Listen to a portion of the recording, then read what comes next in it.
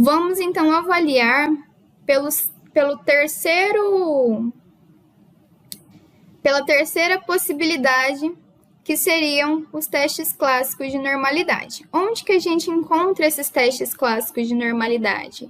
Lá na nossa coluna estatística, junto com esses valores. Então, eu vou voltar lá na coluna estatística e aqui embaixo ele traz diferentes testes de normalidade.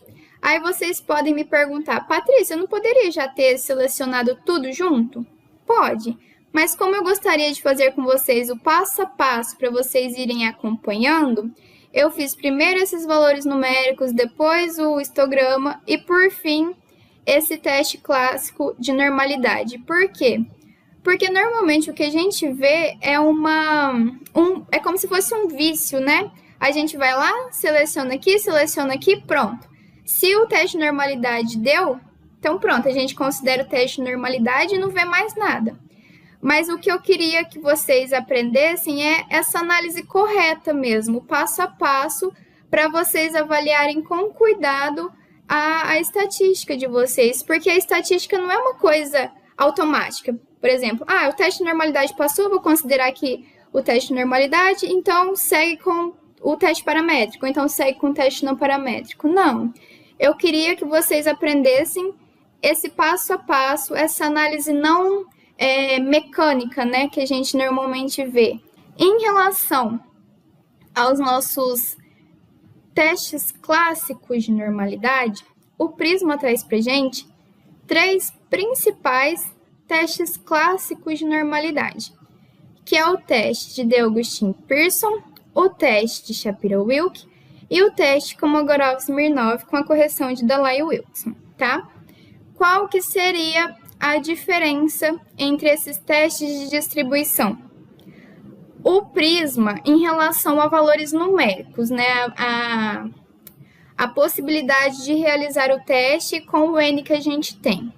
O Prisma possibilita que a gente realize Augustin e Pearson com um N mínimo de 8, tá? Então, o nosso N, para realizarmos o teste de Augustin e Pearson, o N mínimo é 8, tá? Para realizarmos o teste de Shapiro-Wilk, o N mínimo é 3. Então, normalmente, o pessoal que trabalha com cultura de célula vai utilizar muito o teste de Shapiro-Wilk, tá? Porque ele já aceita analisar a normalidade com um N mínimo de 3. E o teste Kolmogorov-Smirnov permite que analisemos a normalidade com um N mínimo de 5, tá? Agora, em relação a qual teste é melhor, né? A poder de teste. O Prisma recomenda o teste de Augustin e Pearson, tá? Porque como que o teste de Augustin e Pearson realiza análise de normalidade? O teste de Augustin e Pearson vai analisar, de certa forma, a normalidade e distribuição dos dados por meio de valores de Skilsness e Kurtoz, tá? E alguns outros cálculos mais complexos que não precisa de estar explicando aqui. O que eu quero que vocês entendam é em relação ao melhor teste ou um teste pior.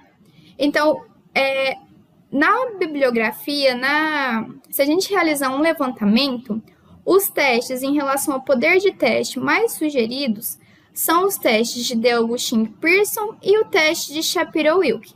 São os testes que apresentam melhor poder, tá? Você consegue avaliar a normalidade de uma maneira mais fina. Só que temos algumas desvantagens em relação a cada um desses 2 testes. O teste de Shapiro-Wilk, apesar dele avaliar a normalidade com um N pequeno, tá? Ele consegue avaliar a normalidade com N de 3. Quando temos a presença de números repetidos, tá? Números que se repetem, ele perde poder, tá? E qual que seria a desvantagem do teste de Debye-Augustin e Pearson? O teste de Debye-Augustin e Pearson só consegue avaliar a normalidade quando temos um grande volume de dados, tá?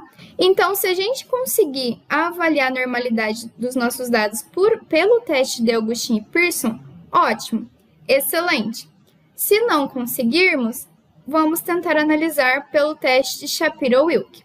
Ah, e se eu conseguir avaliar a normalidade pelo teste de Dell'Augustin-Pearson, se o meu N for suficiente, eu posso analisar pelo de Shapiro-Wilk?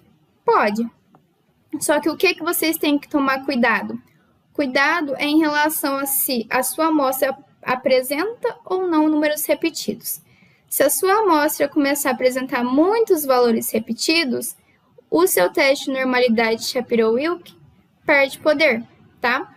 Então, é sempre bom vocês ficarem de olho nesses detalhezinhos. E o teste de Kolmogorov-Smirnov, o Prisma não recomenda. Apesar de ser um teste que a maioria das pessoas a gente vê utilizando, e devido também ao N, por que o Prisma não recomenda? Porque o teste de Kolmogorov-Smirnov, como que o Prisma analisa a normalidade por ele? Ele vai pegar valores extremos de uma distribuição normal e comparar com uma distribuição cumulativa, tá? Então, esse tipo de comparação com uma distribuição cumulativa gera um viés. Não é tão confiável a gente verificar a normalidade dos nossos dados em uma distribuição cumulativa. Mas, claro, se vocês tiverem não conseguirem analisar pelo teste de Dell'Augustin-Pearson, vocês podem analisar pelo teste Kolmogorov-Smirnov. Contudo, tentem analisar junto o teste de Shapiro-Wilk, tá? Que o teste de Shapiro-Wilk ajuda bastante. E lembrando, o recomendado é que a gente analise os nossos dados de forma mais ampla. Não é um ponto específico que vai falar para a gente, olha, os nossos dados são normais. Os nossos dados têm uma distribuição normal. Não, na estatística, na bioestatística principalmente, dentro da área biológica, da área da saúde, a gente não trabalha com exatidão, tá? Na matemática, tem a forma exata mesmo, mas na bioestatística, principalmente na bioestatística, é tudo de forma aproximada. E lembrando, a estatística é probabilidade, tá? Nunca é certeza. Uma vez eu até postei no Instagram para vocês que quando tratamos de estatística, a gente não está falando de razão, de certeza de ponto final. A gente está falando de possibilidades daquilo acontecer, tá? Então, quando vocês forem avaliar a normalidade dos dados de vocês, sempre tentem agrupar vários parâmetros para sugerir se os seus dados tendem ou não à normalidade. A partir desses diferentes tamanhos, vocês conseguem tomar uma decisão e sugerir que os dados tendem ou não à normalidade, tá? Então, como o nosso N é grande, vou dar um OK aqui, vou voltar aqui. Voltar não, né? A gente consegue saber a quantidade de valores.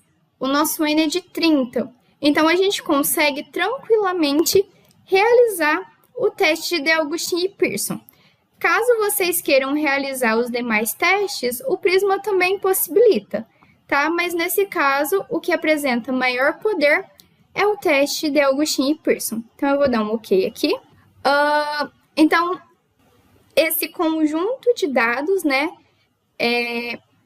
juntamente com os nossos testes de normalidade aqui, principalmente o teste de Dell'Augustin-Pearson, ele deu que os nossos dados passaram na normalidade, né? Os nossos dados tendem à normalidade, e os outros demais testes também. Então, esse conjunto de dados nos permite inferir que os nossos dados tendem à normalidade.